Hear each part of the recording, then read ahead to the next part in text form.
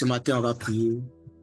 Ensemble, on va rendre grâce au Seigneur Jésus pour le privilège de la vie, la force, la santé qu'il nous donne. On va se rappeler de son sacrifice à la croix. On va se rappeler de ses bienfaits dans nos vies. Et on va le célébrer, on va l'adorer, on va lui dire merci pour cela. Et en même temps, on va lui recommander tout ce que nous allons faire pendant cette matinale. Toutes les paroles que nous allons entendre, les instructions que nous allons recevoir, les encouragements, les éclairages. Bien le Seigneur. Père, ce matin, nous te disons merci. Merci, Père, pour ton grand amour envers nous. Car il est écrit que Dieu a tant aimé le monde qu'il a donné son Fils unique, afin que quiconque croit en lui ne périsse point, mais qu'il ait la vie éternelle. Merci, Père, de ce que tu nous as envoyé ton Fils, de ce que tu nous as donné le sacrifice qu'il nous fallait, afin que nous puissions expérimenter le rachat, la rédemption, l'expiation de nos péchés, la justification. Tu nous as donné le sacrifice qu'il nous fallait afin que nous puissions expérimenter la propitiation, la glorification. Et aujourd'hui, nous sommes là, vivant en toi, vivant en Christ, parce que Christ a accepté de mourir pour nous. Merci pour le sang de l'agneau qui nous a donné accès à la vie éternelle. Merci parce que par ce même sang, nous avons été guéris de nos maladies. Nous avons été guéris de nos maladies. Nous avons été délivrés du péché. Et nous avons été délivrés de la mort. Merci parce que c'est au travers de ce même sang, Seigneur Jésus, que tu nous as donné accès à ta présence, à ton trône. Selon qu'il est écrit, maintenant, nous avons le droit de nous approcher avec assurance du trône de la grâce. Le trône de la grâce que tu as manifesté, que tu as ouvert, ce trône-là auquel tu nous as donné accès au travers du sang de l'agneau. Merci Seigneur Jésus, parce que personne ne t'a ôté ta vie. Tu as accepté de donner ta vie, car tu avais le pouvoir de la donner et de la reprendre. Tu l'as fait volontairement parce que tu nous as tant aimés. Merci Seigneur. Que ton nom soit béni, que ton nom soit célébré, que ton nom soit glorifié. Toi, l'ancien des jours, le Dieu puissant, l'alpha et l'oméga. Merci Seigneur Jésus. Merci Saint-Esprit. De ce que tu as accompli en nous, le salut qui a été manifesté. Le salut qui a été acquis au travers du sacrifice de l'agneau de Dieu qui a été immolé. Merci Saint-Esprit d'être Dieu en nous qui manifeste, qui accomplit le salut. Merci de ce que ce matin tu nous enseignes encore la sagesse qui vient d'en haut. Tu nous révèles encore Christ, le Fils de l'homme. Que ton nom soit béni, que ton nom soit célébré au nom de Jésus. Amen. Amen, amen.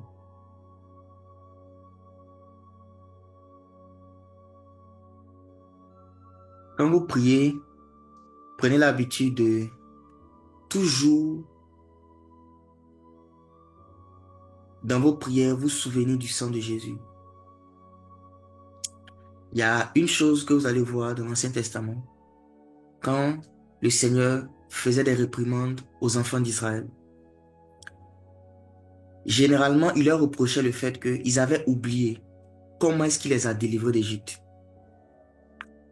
Et il leur disait toujours, souviens-toi de comment je t'ai délivré d'Égypte, de la main de Pharaon, de la maison de servitude. Et c'est quelque chose de très pratique. Quand tu oublies, quand tu as du mal à te souvenir de ce que Jésus-Christ a fait pour toi, de la raison principale pour laquelle tu es devenu enfant de Dieu, au milieu de ta marche, quand tu oublies cet aspect, il devient beaucoup plus facile de se lamenter, se plaindre et de ne pas voir la bonté de Dieu. Mais quand tu as l'habitude de te souvenir du sacrifice de Jésus, du sang de l'agneau, de ce qu'il a accompli pour toi, ce que tu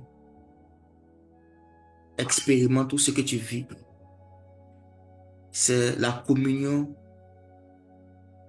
avec le souvenir de l'amour de Dieu. Tu es permanemment dans le souvenir que Dieu t'aime. Et ça donne un certain rafraîchissement. Un certain rafraîchissement dans ta marche avec Dieu. De revenir toujours à l'œuvre de la croix. Au sacrifice du Fils de Dieu. Sans ça, il n'y a pas de chrétienté. Sans ça, il n'y a pas d'église. Sans ça, il n'y a pas de prédication. Sans ça, il n'y a pas de Bible. Sans ça, il n'y a pas de Zoom, de prière matinale. Sans ça, il n'y a pas d'éternité. Tout le reste ne trouve son sens que dans l'œuvre de la croix, dans le sacrifice de Jésus-Christ, pour le pardon de nos péchés. C'est pourquoi il n'y a rien qui est au-dessus de ça. Il n'y a rien qui est plus important. Et tout ce qu'on va prêcher, tout ce qu'on va enseigner, tout ce qu'on va dire, découle de ce que Jésus-Christ a déjà accompli. Donc ce matin, on va continuer sur notre thématique, sur la loi de la filiation. Hier, j'avais commencé à expliquer les éléments qui permettent de discerner les pères de ceux qui ne sont pas des pères. Parce que, bien vrai que la notion de paternité, de filiation est biblique, beaucoup de personnes qui s'arrogent ce titre de père ou bien même de fils ne le sont en réalité pas. Et la conséquence de cela, c'est que les bénédictions rattachées à ce principe ne seront pas visibles, ne seront pas expérimentées. Quand tu es vraiment un fils, l'une des choses que tu vas expérimenter, c'est l'héritage. Tu auras accès à certaines expériences avec Dieu sur la base de ton héritage. Et j'avais parlé de l'expérience de Jacob. Lorsque Jacob avait dormi à Bethel, il a vu le ciel ouvert, les anges de Dieu monter et descendre. Cette expérience-là, Jacob l'avait vécue à cause de sa filiation avec Abraham, le père de la foi. Cet homme-là qui avait marché avec Dieu et qui avait été honoré par Dieu. Et vous allez voir après que quand Dieu devait bénir même les enfants d'Israël, il leur rappelait que ce que je fais pour vous aujourd'hui, c'est à cause de vos pères, Abraham, Isaac et Jacob. Il se révéla à eux comme le Dieu de leur père, le Dieu d'Abraham, le Dieu d'Isaac et le Dieu de Jacob. Et tout ce qu'il faisait pour eux, il leur disait que c'est à cause de l'alliance qu'il avait établie avec leur père. Il ramenait toujours cela à l'alliance qu'il avait établie avec leur père. En d'autres termes, eux, ils n'avaient rien fait pour mériter les grâces et les bénédictions que Dieu leur accordait. Mais sur la base de l'obéissance de leur père, Dieu leur donnait accès à certaines bénédictions. Donc, l'un des avantages de la filiation, c'est ça. C'est le fait que tu auras accès à certaines grâces et certaines bénédictions sans que toi-même tu aies fait les efforts qu'il faut pour te qualifier pour ces choses. Les bénédictions de Dieu sont imméritées, mais elles ne sont pas inconditionnelles. Je vais expliquer quelque chose qui va changer votre manière de voir Dieu. Parce qu'il y en a qui se posent toujours la question, mais j'ai déjà Jésus, j'ai le Saint-Esprit, j'ai besoin de personne. Je peux me débrouiller. Ce qui est très vrai. Mais avec ce que je vais t'expliquer ce matin, tu vas voir que ce serait un avantage pour toi de rentrer en filiation avec quelqu'un que Dieu a déjà honoré dans un domaine en particulier. Donc, je disais que les bénédictions de Dieu, les grâces de Dieu sont imméritées. Qu'est-ce qu'on appelle immérité? Ça voudrait dire que la valeur de la chose n'est pas ce que tu produis pour avoir la chose.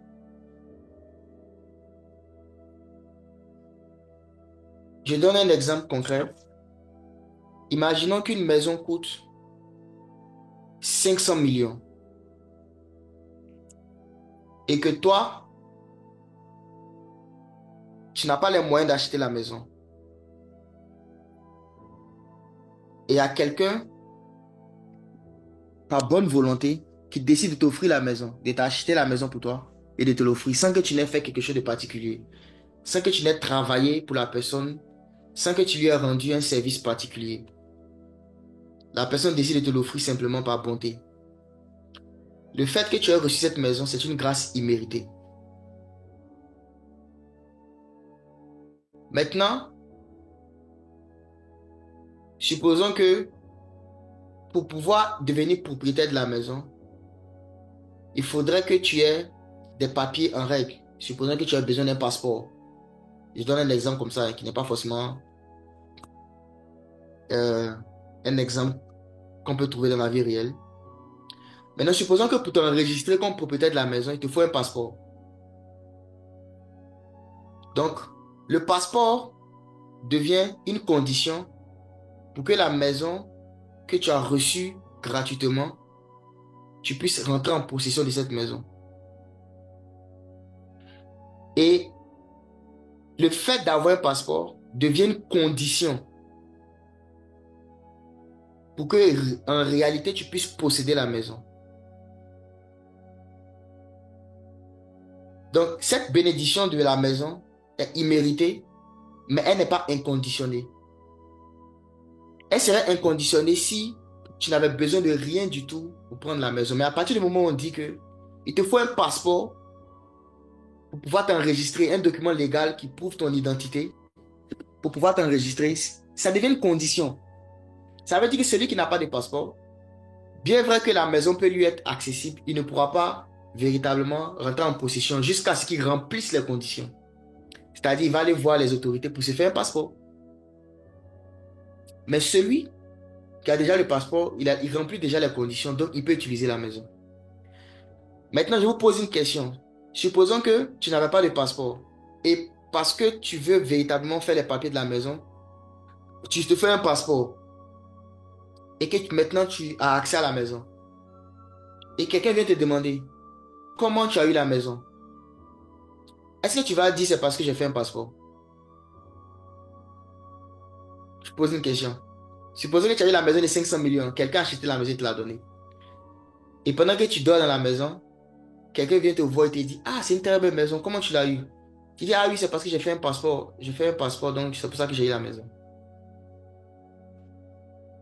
Donc, c'est la même chose avec toutes les bénédictions de Dieu.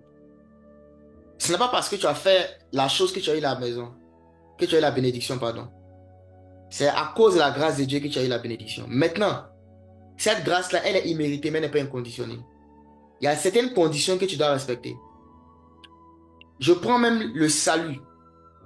On est tous d'accord pour dire que le salut est un don gratuit.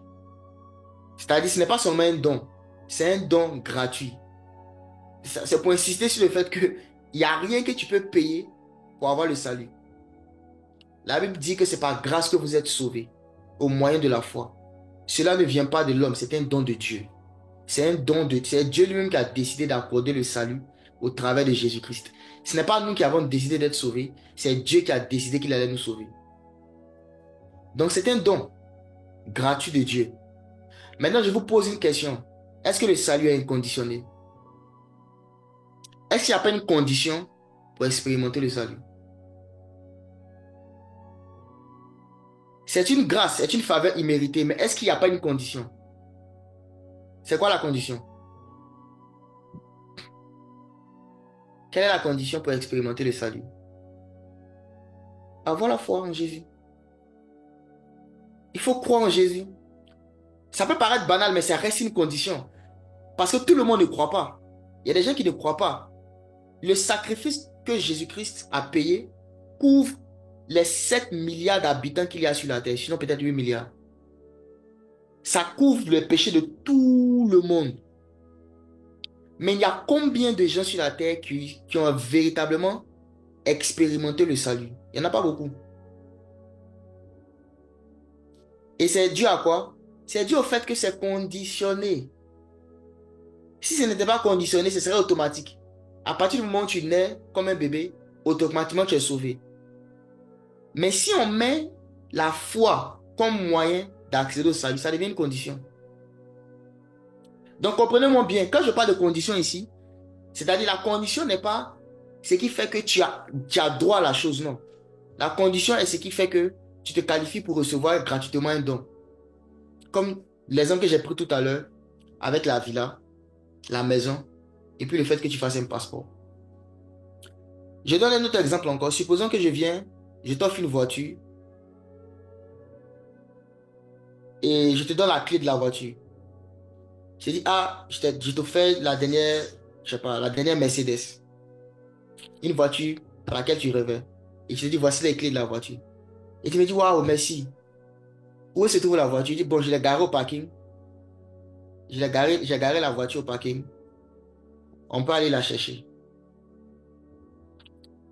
Et on descend ensemble, on marche, on va au parking. On monte dans la voiture. Et pendant que tu es en train de conduire la voiture, un ami te demande, t'arrêtes, il te demande, comment tu as eu la voiture? Ta réponse ne sera pas parce que j'ai marché jusqu'au parking. Ce ne sera pas ça ta réponse. On est tous d'accord pour dire. Tu ne diras pas, ah, en fait, j'ai eu la voiture parce que j'ai marché jusqu'au parking. Tu diras, j'ai eu la voiture parce que telle personne me l'a donnée. Maintenant, ça n'enlève pas le fait qu'il fallait que tu te déplaces jusqu'au parking pour pouvoir démarrer la voiture.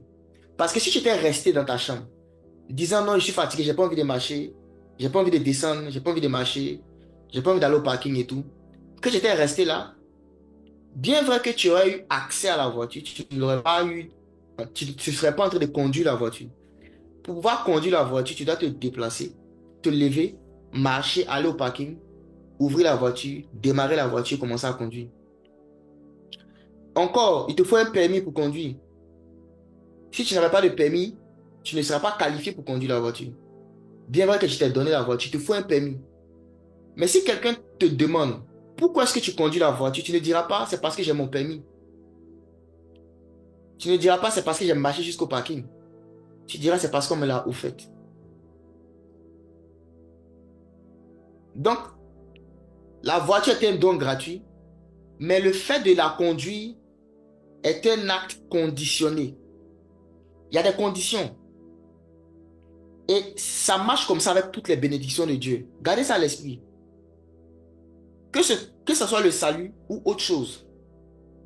Même la grâce. Regardez encore une chose. Un verset dans la Bible qui nous dit Dieu résiste aux orgueilleux, mais il fait grâce aux humbles. Maintenant, si la grâce est faveur imméritée comme on le pense, et inconditionnée aussi comme on le pense, comment on dit que Dieu résiste aux orgueilleux, mais fait grâce aux humbles?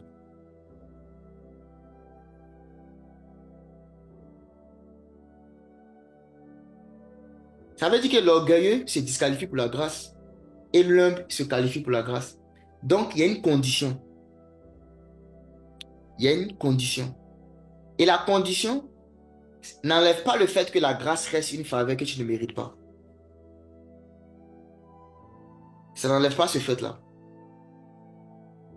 Le fait que tu vas jeûner et prier pour expérimenter Dieu à un certain niveau n'est pas ça qui fait que tu as eu la chose que tu as demandé à Dieu, non. Le prix était payé par Jésus. Ce que tu as fait, c'est marcher pour aller au parking, pour aller récupérer un cadeau que Christ a offert. Donc, dans ta pensée, dans ta tête, oui, tu pries, oui, tu jeûnes. Mais ce que tu es le produit de la grâce de Dieu. Et ce n'est pas de la fausse humilité, c'est de la connaissance. Ce n'est pas que tu es humble, tu veux te jouer les hommes. Non, c'est juste que tu es conscient qu'il y a des gens qui prient et qui jeûnent plus que toi dans les religions, dans la sorcellerie, dans la magie. Parce que les sorciers, les magiciens jeûnent et prient. Mais ils n'ont pas eu accès à la présence de Dieu que toi tu as. Donc ton jeûne et ta prière ont été des outils. Mais la source de ça, c'est la grâce de Dieu.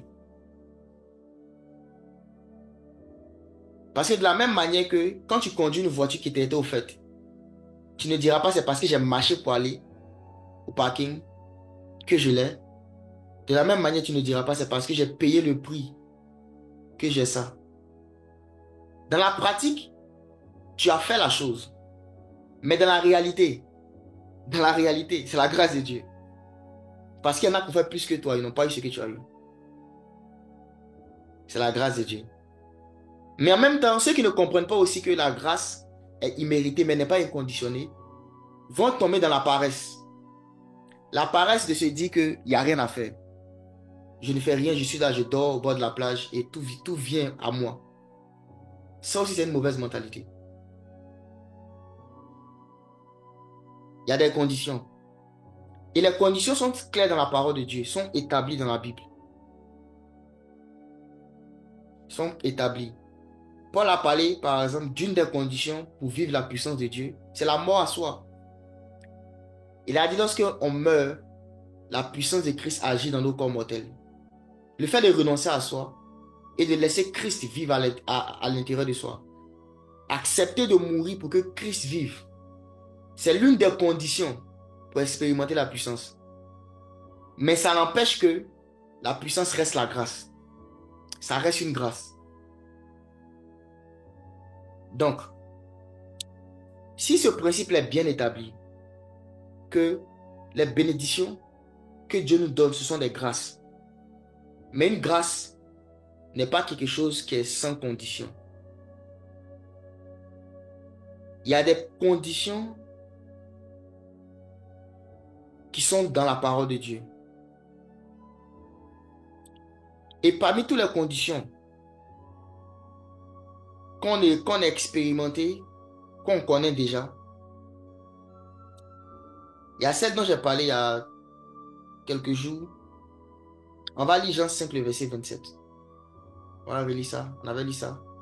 Mais on va le relire. Jean 5, le verset 27. Je vais commencer au verset 26. Car comme le Père a la vie en lui-même, ainsi il a donné au Fils d'avoir la vie en lui-même. Et il lui a donné le pouvoir de juger parce qu'il est le Fils de l'homme. Si vous voulez voir les conditions que Dieu a mis pour expérimenter des grâces ou des faveurs imméritées qu'il nous a déjà données, voici un verset qui vous permet d'avoir une condition. Il dit car comme le Père a la vie en lui-même, ainsi il a donné au Fils d'avoir la vie en lui-même. Et il lui a donné le pouvoir de juger. Il donne la raison pour laquelle le Fils a reçu le pouvoir de juger. Le Fils a reçu le pouvoir de juger, pas parce qu'il est fils de Dieu. Le Fils a reçu le pouvoir de juger, pas parce qu'il prie et il jeûne. Le Fils a reçu le pouvoir de juger parce qu'il est le Fils de l'homme. Et ce que j'appelle jugement ici, c'est le fait d'exécuter la parole de Dieu, d'emmener la parole de Dieu à exécution. Un juge, c'est celui qui exécute la loi. Et la loi, c'est la parole. Être capable d'exécuter la parole qui dit, en mon nom, vous chassez les démons. Quand vous imposez les mains aux malades, les malades sont guéris. C'est exécuter la parole, c'est juger. Et ce pouvoir de juger, il n'est pas donné, selon ce passage, au Fils de Dieu, il est donné au Fils de l'homme. Le Fils de Dieu a quelque chose d'autre qu'on appelle la vie. Quand tu es né de nouveau, tu deviens fils de Dieu, tu reçois ce qu'on appelle la vie. Mais le pouvoir de juger, tu l'as parce que tu es fils de l'homme. Donc, l'une des conditions pour expérimenter la capacité à exécuter les jugements sur la terre, c'est d'être fils de l'homme. C'est d'être fils de l'homme. Donc, si vous avez compris ce que j'ai dit depuis le commencement, ça n'enlève rien au fait que ça reste une grâce. Mais les grâces de Dieu sont conditionnées. Et plus tu vas connaître les conditions qui sont rattachées à des grâces, plus tu vas les expérimenter dans la pratique. Plus tu vas les expérimenter. Est-ce que vous savez que il n'y a aucun homme sur la terre que Dieu n'a pas déjà pardonné? Tous les hommes qui sont sur la terre, qui pêchent, ont déjà été pardonnés par Dieu. Tous, sans exception. Ils ont déjà été pardonnés. Le seul problème, c'est que ils n'ont pas encore cru en ça. Parce qu'ils n'ont pas encore cru, ils n'ont pas encore saisi. Si vous lisez l'histoire du fils prodigue, est-ce que c'est parce que le fils prodigue est revenu à la maison que son père l'a pardonné? Est-ce que c'est parce que le fils prodigue est revenu à la maison que son père lui a pardonné? Est-ce que son père lui avait pas déjà pardonné depuis longtemps, avant qu'il ne revienne dans l'histoire? Il attendait. Donc, il avait déjà été pardonné. C'est juste que lui-même, il ne savait pas. Jusqu'au jour où il s'est repenti vraiment et il est revenu. C'est ce jour qu'il a découvert qu'en fait, j'avais déjà été pardonné. J'étais là, je souffrais là-bas. Mais mon père avait déjà pardonné. C'est pareil avec Dieu. Dieu a déjà pardonné tous les êtres humains. La bonne nouvelle, justement, c'est de dire aux hommes qu'ils ont été pardonnés. L'évangile, la bonne nouvelle de l'évangile, c'est de dire aux gens, vous avez déjà été pardonnés. Revenez simplement. La repentance, c'est de revenir vers le papa. Revenez vers le Père. Il vous a déjà pardonné. Revenez simplement à lui. Il n'est pas fâché contre vous. La raison pour laquelle il n'est pas fâché contre vous, c'est parce que toute sa colère, il a mis ça sur Jésus. La coupe de sa colère, il a mis ça sur son fils Jésus. Donc, il n'est plus fâché contre toi. Donc, l'évangile, c'est de dire aux gens, revenez à la maison parce que Dieu vous a déjà pardonné. Et c'est ça la foi. C'est de croire que quand Jésus-Christ a payé le prix à la croix, il a fait en sorte que je reçoive le pardon. Donc, quand je crois en ça, je crois que Dieu m'a pardonné. J'ai la foi pour revenir vers Dieu. Je me répands de mes péchés. Je retourne à Dieu.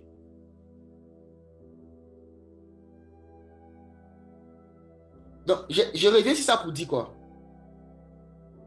Pour dire que le plus grand don de Dieu est accessible à tous les hommes. Mais il y a quand même une condition. Et la condition, c'est de croire en Jésus. Afin que quiconque croit. Donc, si c'est le cas pour le plus grand don de Dieu et les autres dons, et les autres grâces qu'on expérimente dans la présence de Dieu, ne vous y trompez pas. En toute chose, il y a des conditions. Même les dons spirituels, qu'est-ce que Paul a dit? Aspirer aux dons. Il dit désirer ardemment les dons. Ça veut dire que celui qui ne fait pas ça, il ne va pas expérimenter. Celui qui ne désire pas ardemment les dons, c'est l'une des conditions que la parole nous donne pour expérimenter cette grâce. C'est d'aspirer ardemment. L'une des conditions que la parole de Dieu donne pour expérimenter la paix, c'est la vie de prière. Il dit en toute chose, il dit ne vous inquiétez de rien, mais en toute chose faire connaître à Dieu par des prières et des supplications vos besoins. Et la paix de Dieu, qui surpasse toute connaissance, gardera vos cœurs. Donc, la promesse de la paix de Dieu se retrouve dans la vie de prière. En d'autres termes, celui qui n'a pas de vie de prière, il ne va pas expérimenter la paix de Dieu. C'est une condition. C'est-à-dire quoi? La paix, normalement, c'est une chose qui est dans le salut. Recevoir Jésus, c'est recevoir le prince de paix. Donc, normalement, quelqu'un va me dire, mais si j'ai reçu Jésus, j'ai déjà reçu le prince de paix, ce qui est très vrai. Mais la tangibilité de cette promesse se manifeste comment? Par la vie de prière. C'est ça la condition. Mais ce n'est pas parce que tu vas prier, tu vas dire, comme j'ai prié, donc, c'est la raison pour laquelle j'ai la paix. Non, tu as la paix à cause de Jésus, qui est le prince de paix.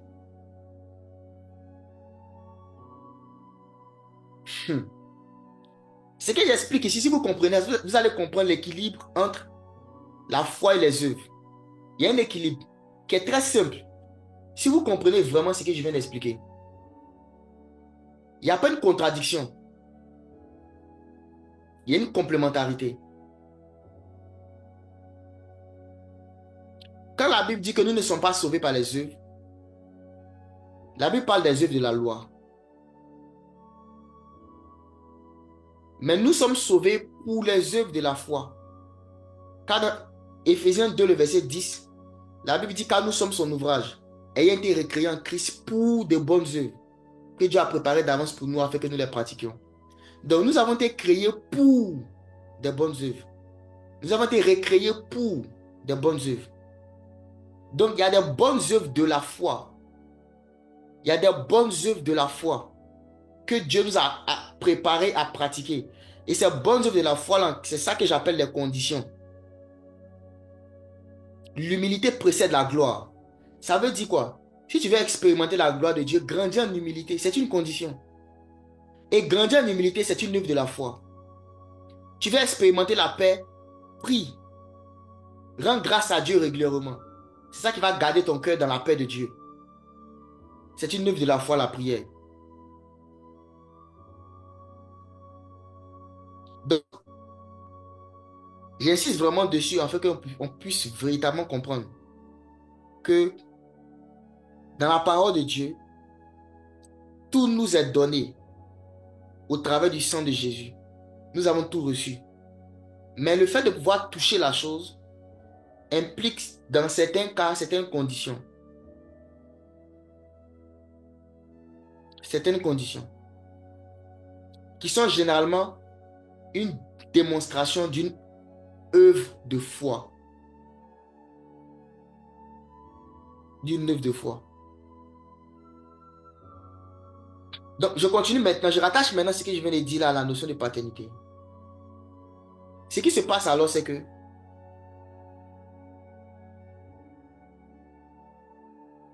Dieu ne veut pas que tout le monde, faussement, passe par le même chemin. Sinon, ça va faire qu'il y aura un éternel recommencement. Il y a beaucoup de choses à découvrir en Dieu et à expérimenter en Dieu. Il y a des choses que Abraham n'a pas vécues avec Dieu, que Isaac n'a pas vécu, que Jacob n'a pas vécu, que les enfants d'Israël ont vécu. Il y a des choses que les enfants d'Israël n'ont pas vécues avec Dieu, que les apôtres ont vécues. Il y a des choses que les apôtres n'ont pas vécues avec Dieu, que nous sommes censés vivre dans notre génération. Mais si à chaque fois on doit recommencer tout à zéro, à quel moment on va aller de gloire en gloire? Quand vous êtes dans une course de relais, dans la course de relais, quelqu'un va avancer cette direction et il va te passer le témoin. Et toi, maintenant, sur la base de ce qu'il a fait, tu continues. Tu emmènes ça à un autre niveau. Une autre génération vient après, prend le relais, emmène ça à un autre niveau. Donc, Dieu, dans son plan, a voulu que de génération en génération, le niveau d'expérience de sa gloire et de sa puissance et de sa présence aille d'un niveau A à un niveau B, d'un niveau 1 à un niveau 2, un niveau 3, un niveau 4. Il faut que les générations d'aujourd'hui aient une connaissance de Dieu que les générations passées n'avaient pas. Parce que Dieu est le Dieu de la croissance, de la progression. Il ne s'est pas révélé totalement aux anciens parce qu'il a voulu que certaines choses de lui, là, seulement nous, on allait connaître ça. Pourquoi? Parce que les défis de notre génération sont supérieurs aux défis de leur génération. Là où le péché a abondé, qu'est-ce qui a surabondé? La grâce de Dieu. Donc le niveau de grâce qui est nécessaire dans notre génération est supérieur. Pourquoi? Parce que le péché a plus abondé dans notre génération. Donc Dieu n'a pas voulu qu'on recommence tout à zéro. Donc il a établi la paternité justement pour que ce que les pères ont accompli pendant des années, il les lègue comme un héritage. C'est comme un papa qui a construit une entreprise et son entreprise arrive à ce niveau, lui par la retraite, il te dit, bon, tiens l'entreprise, voici comment ça fonctionne. Il t'explique, il te dit, mais maintenant toi, l'entreprise peut-être est locale. Toi maintenant, tu dois l'emmener à l'international. Tu dois la développer. Tu dois la rendre en multinationale. Donc toi, tu prends à partir de ce que ton père a déjà fait et tu bâtis maintenant, tu fais rentrer l'entreprise dans une nouvelle dimension.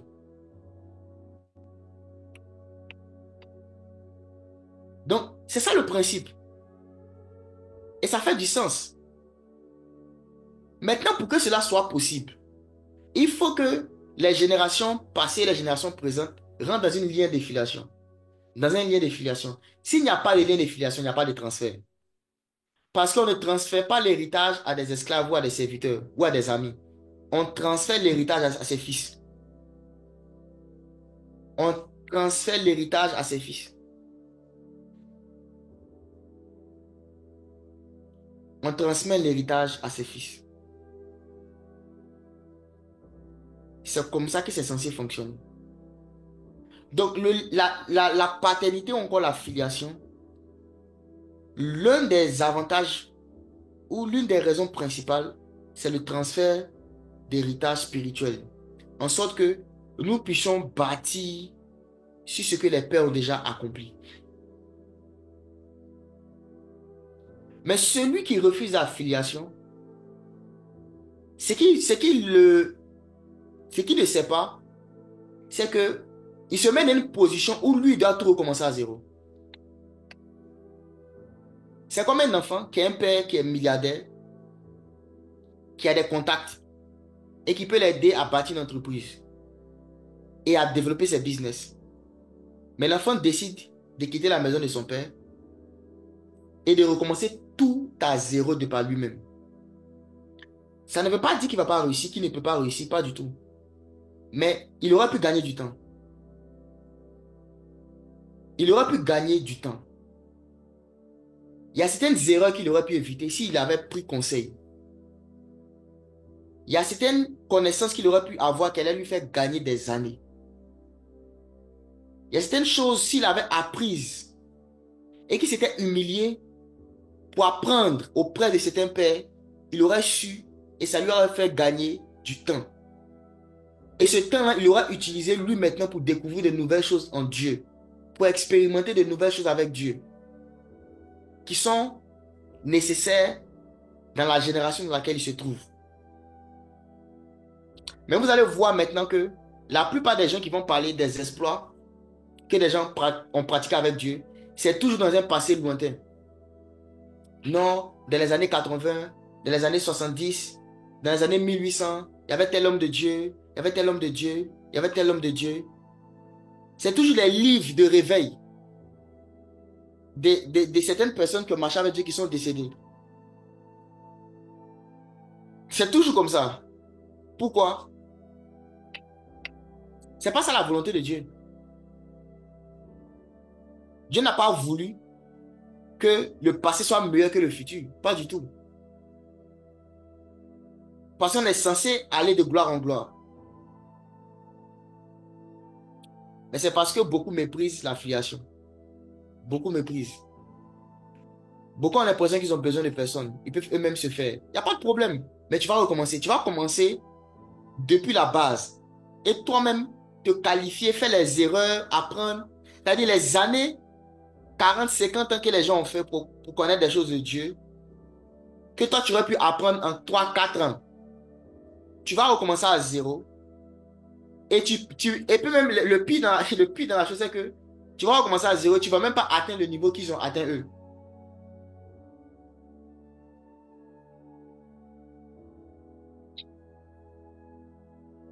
Donc, c'est ça que la filiation permet d'expérimenter. La filiation, c'est un transfert de valeur spirituelle.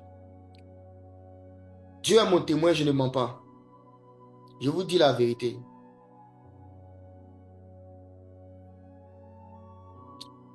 Quand je me suis converti, pendant des années, pendant plus de 6 ans, j'avais jamais eu de vision. Je vous dis la vérité. Mais ça, je ne me rappelais presque jamais. J'avais jamais eu de vision. Jusqu'à un bout d'un moment, j'ai commencé à prier, dit Seigneur, vraiment, je vais commencer à expérimenter les dons spirituels. Mais je n'avais pas forcément l'expérience de la chose. Et c'est récemment même que je me suis, en faisant une analyse rétrospective, je me suis rendu compte de la chose. C'est que j'ai commencé à avoir des visions à partir du moment où j'ai connecté avec mon père. Je n'avais pas fait le lien jusqu'à récemment. Quand j'étais là comme ça, j'ai dit, moi, cette affaire de père spirituel, ça ne me dit pas dedans. Je vivais ma vie seul chrétien, je vais à l'église, je lis ma Bible. J'ai marché de la consécration, j'étais dans la sanctification, je prêchais l'évangile, tout ça c'était bien. Mais l'expérience du monde surnaturel, non seulement je ne savais même pas c'était quoi, j'avais personne qui m'expliquer. Et deux, j'avais pas la tangibilité de la chose. J'ai commencé à avoir des visions claires sur des gens, précises, après être rentré en filiation. Donc, quelqu'un pourra dire, peut-être que c'est toi, c'est toi, peut-être que ça a à voir autre chose. Ce qui me concerne, ce que je sais, c'est que pendant des années, je priais, je cherchais Dieu, je jeûnais. Il y a une période de ma vie où, pendant 2 ans non-stop, je jeûnais au moins 2 fois par semaine. Mais j'avais pas de vision.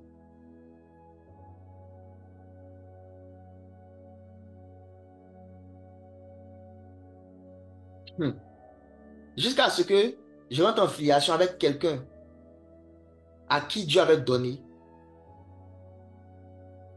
la capacité de voir. Et maintenant, voici ce que le Seigneur m'a dit.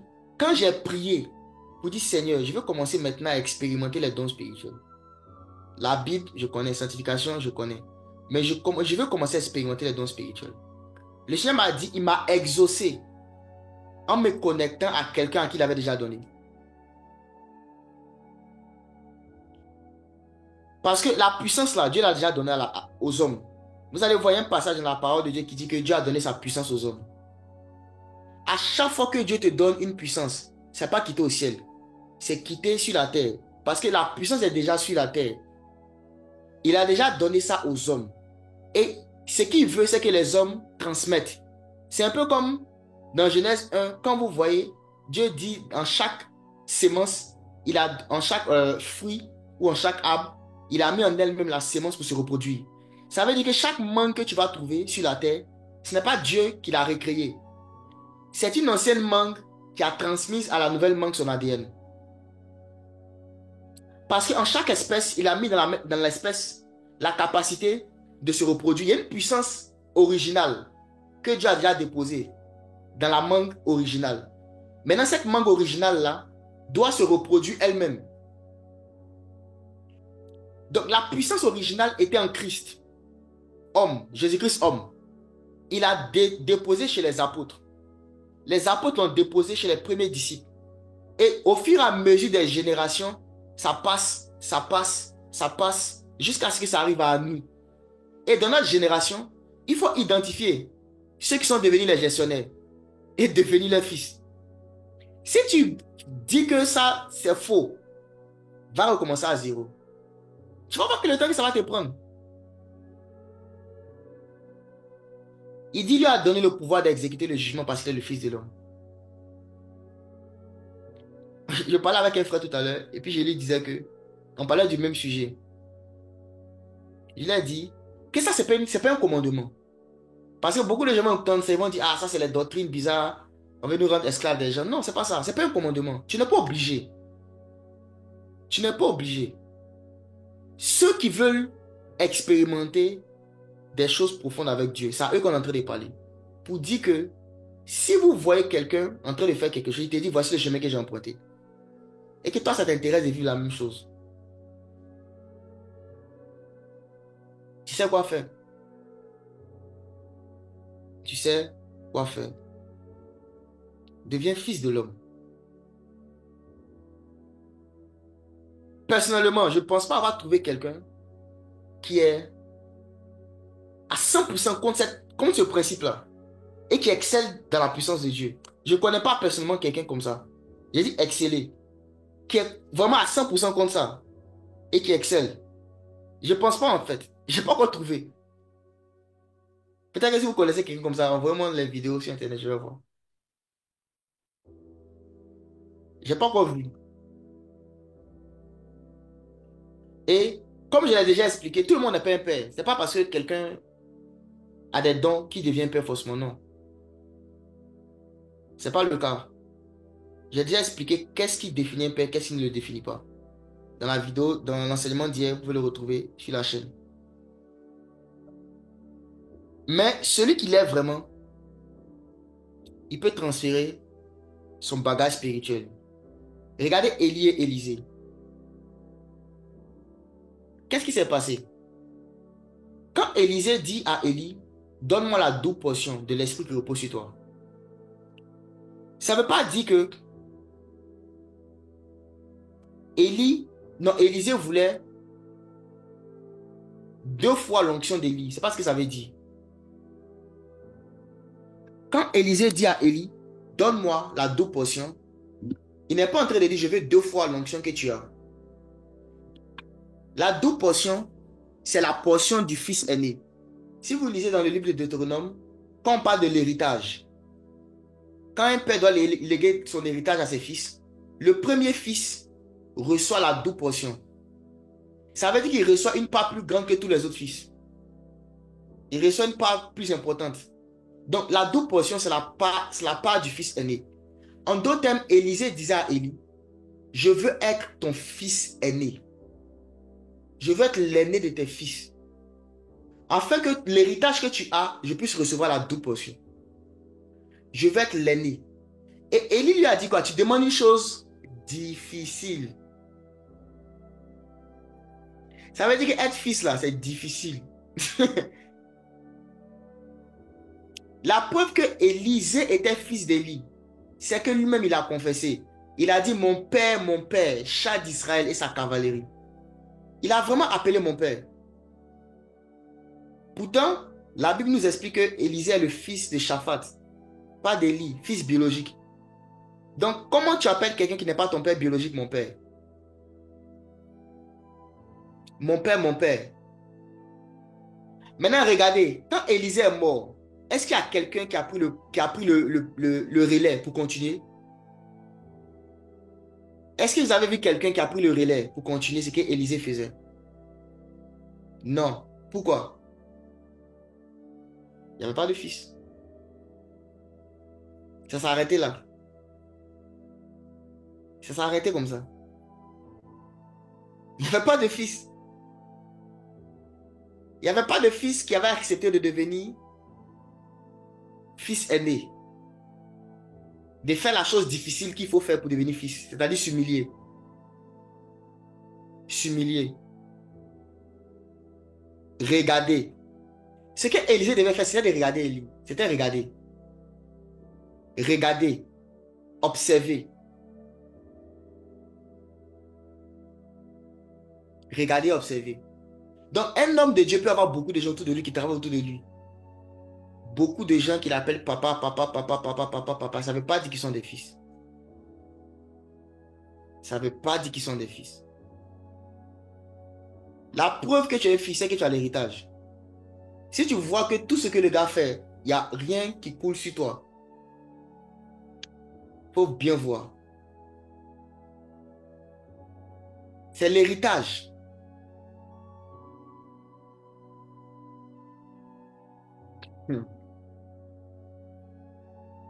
Élisée devait regarder. Ce sont des choses comme ça qu'on appelle les mystères du royaume des cieux. Tu peux ne pas être d'accord avec ce que je suis en train de dire. C'est un choix que tu fais. Moi, je ne cherche pas à te convaincre. Je ne cherche même pas à te convaincre. Je parle aux gens qui ont faim, qui ont soif d'expérimenter Dieu d'une manière extraordinaire.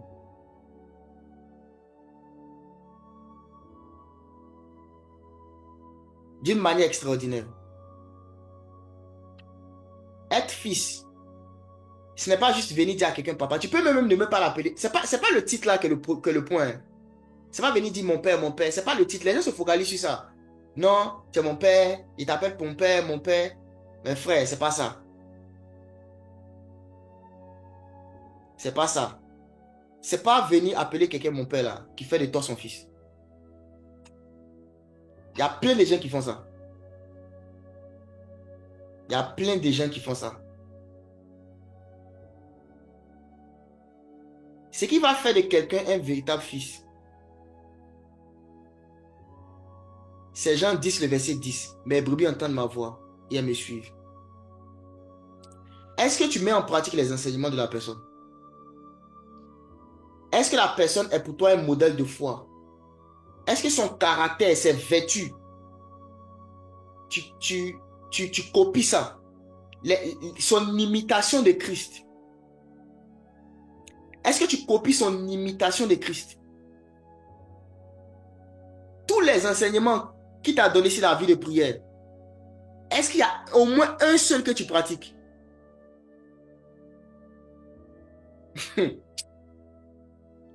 Est-ce qu'il y a au moins un seul que tu pratiques? C'est bien mieux de venir dire daddy, daddy, papa, papa, papa. Ça, ce sont des titres. Moi, je vous explique ici comment devenir fils de l'homme. Ce n'est pas d'abord dans le titre. Tu peux ne même pas dire le titre. Parce que c'est dans la considération du cœur d'abord. C'est dans la considération du cœur d'abord. Et dans la manière dont tu vas prendre à cœur de mettre en pratique les enseignements. La manière dont tu vas prendre à cœur de te soumettre aux instructions. La manière dont tu vas prendre à cœur d'imiter le caractère de Christ que tu vois.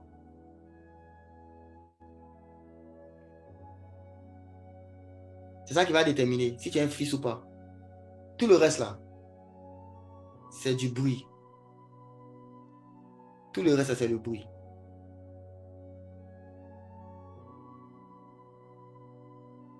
Il y a combien d'entre vous ici qui pouvaient prendre un enseignement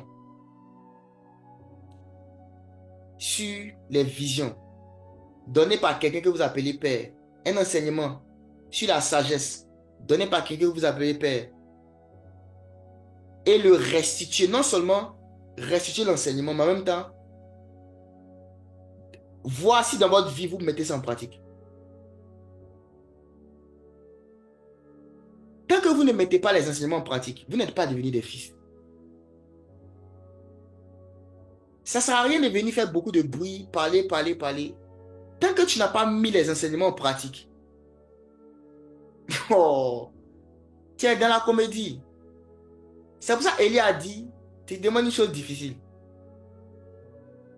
Tu demandes une chose difficile parce que beaucoup de gens ne veulent pas mettre en pratique les enseignements.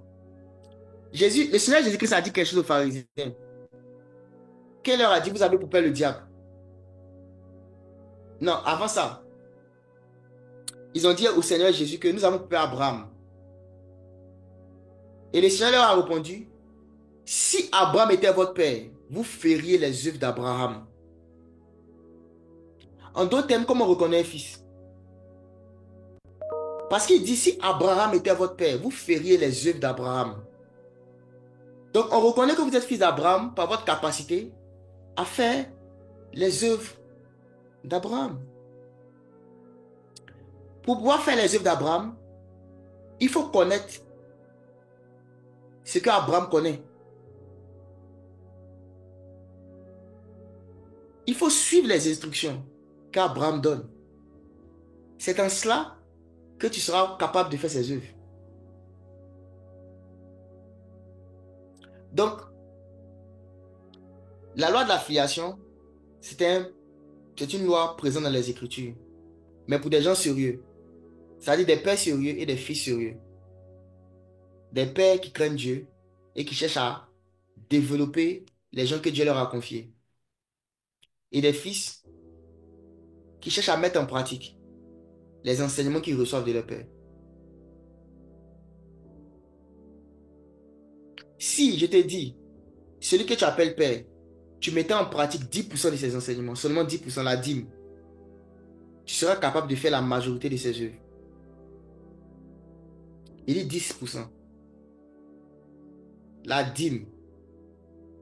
Si tu es capable de le retenir et de mettre en pratique seulement que 10% de ce que quelqu'un que tu considères comme père enseigne, tu seras capable de faire les mêmes œuvres que lui.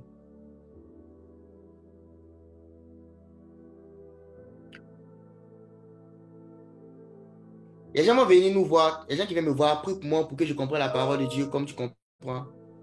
Je vais prier pour toi parce que c'est ce que tu as demandé. Mais bon, je n'espère pas, je ne m'attends pas forcément à ce que tu reçois quelque chose de particulier. Parce que ce que j'ai reçu, je n'ai pas reçu par la prière.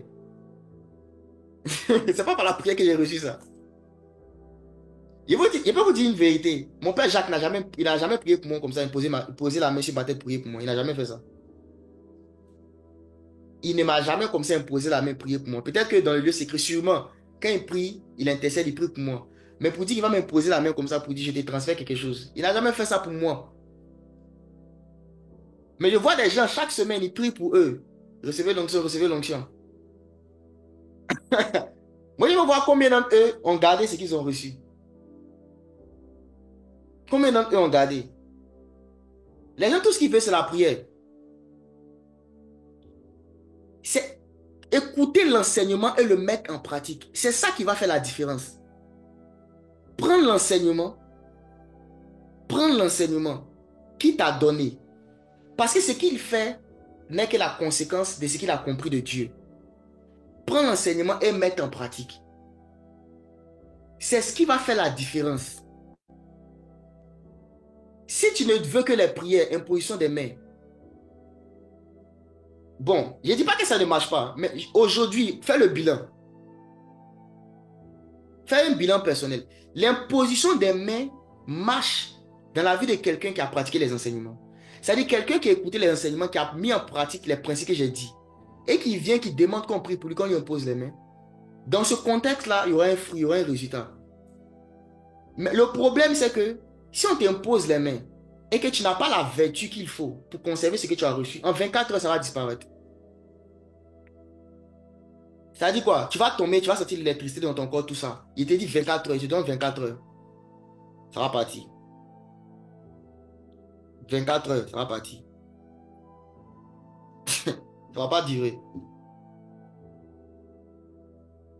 Être fils, c'est une chose difficile. Élie a dit à Élisée, tu demandes une chose difficile. Tu vas être le premier-né. Mais il faut que tu me vois. Vois-moi. Regarde mon caractère. Regarde ma vie. Regarde mes enseignements. Vois-moi. Sinon, tout le reste, c'est du bruit. Tout ce qui est à côté là, c'est du bruit. Je vais devenir fils de l'homme. Identifie avec les critères que j'ai donnés hier. Quelqu'un qui est véritablement un père. Avec les critères que j'ai donnés hier. Imite Christ qui est en lui. Écoute les enseignements, prends des notes. Il y a des gens même là, ils écoutent les enseignements, ils ne prennent jamais de notes. Ils ne révisent jamais. Ils ne vont jamais réécouter un enseignement 2 fois. Vous êtes un comédien. Vous qui dites que vous êtes fils et vous ne prenez pas de notes quand vous écoutez les enseignements et vous ne les réécoutez pas après. Vous êtes un comédien. Vous êtes un comédien. Je vous ai dit au départ, la grâce est une faveur imméritée, mais pas une faveur inconditionnée. Il y a des conditions. Même la loi de la filiation obéit à des conditions. Des conditions. Si vous lisez le livre de Proverbes, vous allez voir que il y a une expression qui revient souvent. Mon fils, écoute l'instruction de ton père, n'oublie pas l'instruction de ta mère. Il y a ces deux verbes-là. Écoute, n'oublie pas. Écoute, n'oublie pas. Écoute, n'oublie pas. Voici comment tu es fils. Écoute et n'oublie pas. Donc quand tu écoutes, c'est le fait de prêter attention aux enseignements. Et ta capacité à ne pas oublier va se manifester dans ta capacité à pratiquer. C'est quand tu pratiques quelque chose que tu n'oublies pas. C'est quand tu pratiques que tu n'oublies pas. C'est quand tu pratiques. Tu veux devenir fils. Mets en pratique les enseignements. Donc, j'espère que vous avez compris. C'est vraiment le chemin le plus trivial. Ça veut dire que tu peux devenir fils. Tu peux te mettre en lien de filiation avec quelqu'un qui n'est pas forcément proche de toi, mais que Dieu a honoré dans une dimension. En mettant en pratique les enseignements. Devenir fils de l'homme pour exécuter les jugements sur la terre. Pour exécuter les jugements sur la terre. Et celui qui n'est pas d'accord avec ce que je viens de dire, il n'y a pas de problème. On recommence tout à zéro. Tu vas te rendre compte que marcher avec Dieu là, Dieu va tester ta fidélité sur des années. C'est après plus de 50 ans de marche avec Dieu que Dieu a dit à Abraham, maintenant je sais que tu me crains. Et maintenant, à cause d'Abraham, il a béni Isaac et Jacob et les enfants d'Israël. S'il devait attendre que les enfants d'Israël fassent les mêmes sacrifices qu'Abraham, il n'allait jamais les bénir. Donc si toi, tu veux recommencer à zéro, peut-être c'est quand tu auras 80 ans. Vous savez, l'avantage que les gens comme Abraham avaient, c'est qu'à l'époque, là, on pouvait vivre jusqu'à 175 ans, 180 ans. Donc, ils avaient le temps de marcher avec Dieu. Notre époque aujourd'hui, là, à 50 ans, tu es déjà devenu vieux. Tu es déjà devenu vieux. Donc, la loi de la création est un avantage. C'est un avantage que Dieu nous a donné. Et il faut qu'on tire avantage de l'avantage que Dieu nous a donné. Mais cela passe par quoi? Prendre au sérieux les enseignements et les mettre en pratique. En tout cas, personnellement, tous ceux qui vont venir me dire, tu es mon père, tu es mon padre, moi je vous regarde. J'ai dit Amen simplement. Mais dans mon cœur, ça ne change rien. C'est le jour où je vais voir, tu vas venir avec mes enseignements, je vois que tu te rappelles de ce que j'ai prêché. Tu es capable même de le dire. Dans tel enseignement, tu as dit ça. J'ai fait telle chose, j'ai pratiqué comme ça. Voici l'expérience que j'ai eue avec Dieu. Et telle expérience, je n'ai pas compris. Je vais commencer à te prendre au sérieux. Parce que tu as mis en pratique, tu as eu certains résultats, et tu viens maintenant me voir pour comprendre. C'est là que je vais commencer à te prendre au sérieux. Donc, que Dieu nous bénisse. On va prier. Et on va se séparer aujourd'hui. Demain et après-demain, ce sera un temps de questions-réponses avec mon père, Jacques. Il ne sait pas si peut-être qu'il sera seul ou bien bon. Je ne sais pas s'il sera avec lui, mais en tout cas, il y aura un temps de questions-réponses. À partir de demain, donc ceux qui ont des questions, écrivez-les. Donc là, on va prier. On va dire merci au Seigneur pour ce qu'on a entendu. Et on va lui demander de nous faire la grâce d'être des fils. Des fils de Dieu d'abord. Et aussi des fils de l'homme. Parce que même beaucoup ne sont même pas fils de Dieu d'abord. Fils de Dieu, c'est la version mature de celui qui est né de nouveau. Quand tu es né de nouveau, tu es enfant de Dieu. Mais pour devenir fils, il faut que tu sois conduit par l'Esprit. Il faut que tu obéisses à la parole de Dieu. C'est là que tu deviens fils. Et fils de Dieu, tu dois être fils de Dieu d'abord avant de devenir fils de l'homme. Celui qui n'est pas devenu fils de Dieu ne peut pas devenir fils de l'homme. C'est le fils de Dieu qui devient fils de l'homme. Jésus était d'abord fils de Dieu avant de devenir fils de David et fils d'Abraham. Donc tu vas demander au Seigneur de te donner la grâce de comprendre ces vérités-là, de les mettre en pratique. Père, ce matin, nous te disons merci pour ce que nous avons compris. Pour ces vérités que tu nous as montrées. Merci parce que nous comprenons que au Fils de Dieu, tu as donné d'avoir la vie en lui-même. Mais tu as donné au Fils de l'homme la capacité d'exécuter les jugements sur la terre. Et comme notre Seigneur et Maître Jésus-Christ, nous voulons être fils de Dieu et aussi fils de l'homme. Aide-nous, Père, à prendre au sérieux les enseignements, à valoriser les prédications et à chercher à imiter les vertus, à chercher à imiter la consécration, à chercher à imiter, Père, la foi des anciens, de ceux-là que tu as mis au devant de nous, qui nous ont précédés. Père, nous te disons merci. Nous te rendons grâce et nous te rendons honneur, louange et gloire pour ce que nous avons compris ce matin. Au nom de Jésus. Amen.